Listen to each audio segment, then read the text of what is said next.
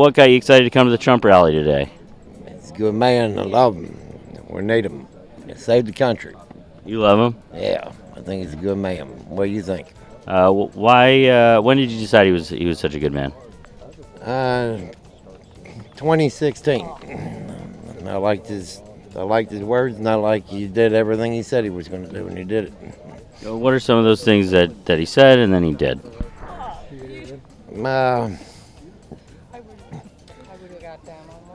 Maybe just one thing. One thing he said and then he did. He caught me off guard there. I don't know. Yeah. Okay. Can I ask you one more question? Well, one last question here. Is there a crime, and we're talking about felonies and crimes here, is there something that... They don't even know. They don't even know what the crime was. Well, there it was paying hush money and cover up. Hold on a second. Clinton paid Monica Lewinsky $800,000 in hush money. Where's his? Why is he not convicted? So I have but the question I was going to ask, is there a crime he could commit that would disqualify him from your vote? Never. Murder? No, because he would never do that, first of all. That's a stupid question. First of all... He said that if he shot somebody on Fifth Avenue, that he would still win the presidency. First of all, I'm no comment to that. But like I said, he did more in the 4 years that he was with all the things against him than Biden did in 3 years. Been a champion for IVF. He has not. He has. I'm sorry, I absolutely need to interrupt. He I need absolutely to interrupt has. You don't need to interrupt because you're wrong. He has been a champion in the party for people speaking watching, for I IVF. wrote about this like 2 weeks ago. You can look at his... Well, I listen to what he says all the time. He I has look at his read record. a statement in the middle. I look at his You believe him when he says he's a father of IVF? When he says he's a father of IVF? Okay, Catherine finish because Catherine has... Okay. Go ahead. No, I mean, if you're having a back and forth, let's look at his actual record. For example, his recent statement saying, "Oh, we're going to make insurers cover IVF." You know that he led the initiative to repeal Obamacare, which got rid of all essential health benefits, all requirements for insurers to cover any sort of health care. That would include IVF. Right. Beyond that, there was a bill that Democrats proposed to protect IVF. A sham vote, by the way. We gotta go. I need to Guys, because it did not get we are at the end of the show, guys. It's not just Trump's supporters who struggle to name his policies or positions. Trump himself has been even more shady than usual about his beliefs. I'm not an extremist at all. Like some on the right, severe right, came up with this Project 25, and I don't even know. I mean, some of them I know who they are, but they're very, very conservative, just like you have. They're sort of the opposite of the radical left, okay? You have the radical left and you have the radical right, and they come up with this, I don't know what the hell it is, it's Project 25. He's involved in Project, and then they read some of the things, and they are extreme. I mean, they're seriously extreme. But I don't know anything about it. I don't want to know anything about it.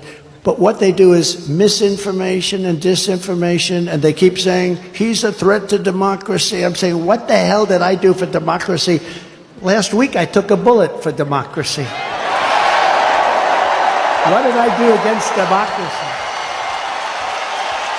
Crazy. President Trump's understandable desire in the middle of a political campaign to say, I have nothing to do with that because the left's turned it into a liability.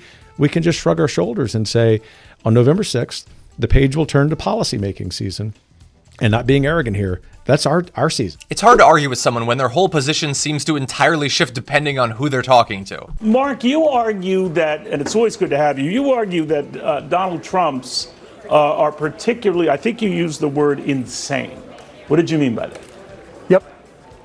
Well, first of all, strategic tariffs aren't bad. So if a company's trying to dump, or a country's trying to dump in the United States and we have a manufacturer there, tariff them, that's great. But across the board tariffs, 10 or 20% is just inflationary. It's a tax on the American consumer. But to make matters even worse, and what's truly insane, when you threaten a legendary company like John Deere with a 200% tariff if they move, but only a 10 or 20% tariff on China, what you're doing is you're making it easy for the Chinese competitors to take business away from John Deere. That is the definition of insane. A lot of your business colleagues say the definition of insane is supporting Kamala Harris. Yet you do. You're a smart, savvy businessman. You came from nothing to be a multi-billionaire. So You're pretty good at what you do. What do you see in her that you don't see in Donald Trump? I think she's thorough. If you look at Donald, right, when he talks about his policies, they're very impetuous, they're impulsive, they're set to match whatever's happening at a rally. This time, it's J.D. Vance endorsing a series of extremely restrictive conservative essays on how families are made in America and what those families should look like. The New York Times unearthed the 2017 set of essays which Vance praised and wrote an introduction for.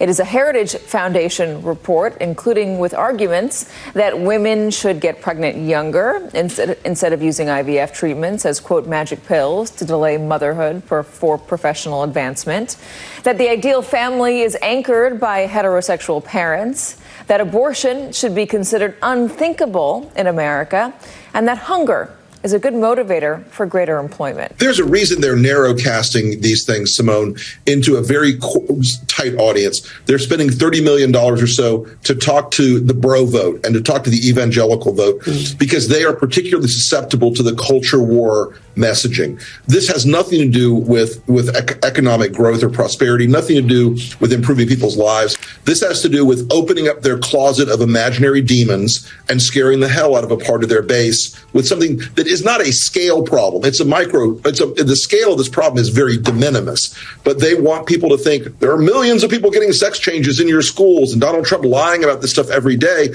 It really does show, again, a combination of desperation to get their base revved up and contempt for the rest of America and for their base, because he knows this is a policy he established. This is a policy that he was pursuing.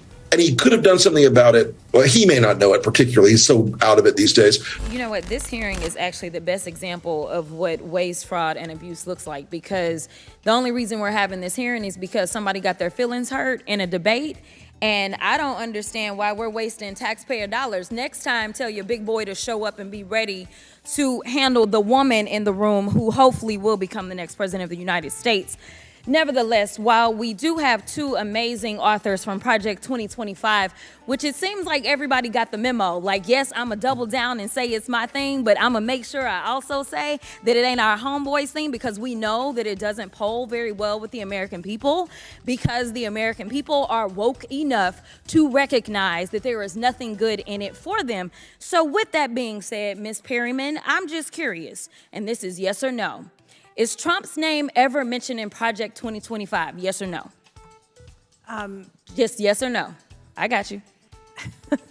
I got you. Within the document itself, yes. There are a number of references to the former administration. So is Trump's name mentioned just one time? I believe it's mentioned more. Okay. 5 times. I haven't counted. Oh, okay. Well, if I told you that his name is mentioned approximately 312 times, would you have any reason to dispute that? I don't have any reason. Okay, thank you very much. So it's interesting that we want to try to pretend.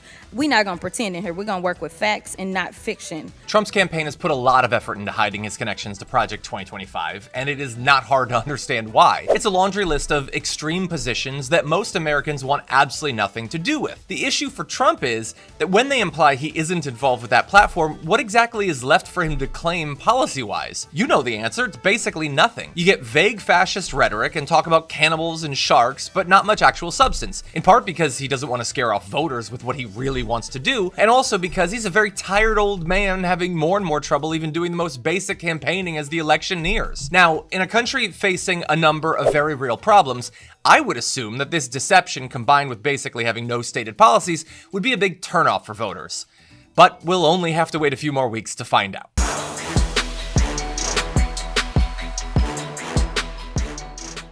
When you click the join button and become a Tier 2 member, you get access to all of our weekly top 10 lists. What are you waiting for?